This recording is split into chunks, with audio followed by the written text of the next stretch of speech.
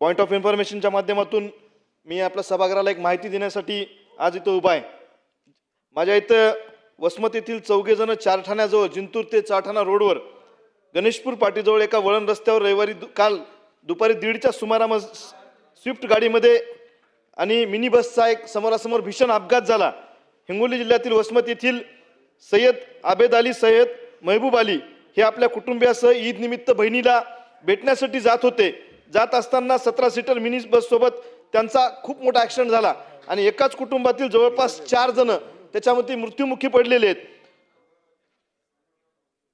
सय्यद आबेद अली सय्यद महमूद अली, त्यांची पत्नी सय्यद सुमेया सय्यद आबेद अली, सय्यद इस्माईल सय्यद महबूब अली व छोटी मुलगी होती उफा सय्यद आबेद अली, अशा 4 जणांचा तिथं मृत्यू झाला आणि 2 जण जखमी आहेत। अध्यक्ष महोदय, समोरची जी 17 सीटर बस होती त्याच्यातल्या ड्रायव्हरचा सुद्धा एका मोटरसायकलवाल्याला ह्या दोन्ही वाहनं तिथं वाचवत होते आणि ते वाचवत असताना हा मोठा अपघात झालेला आहे।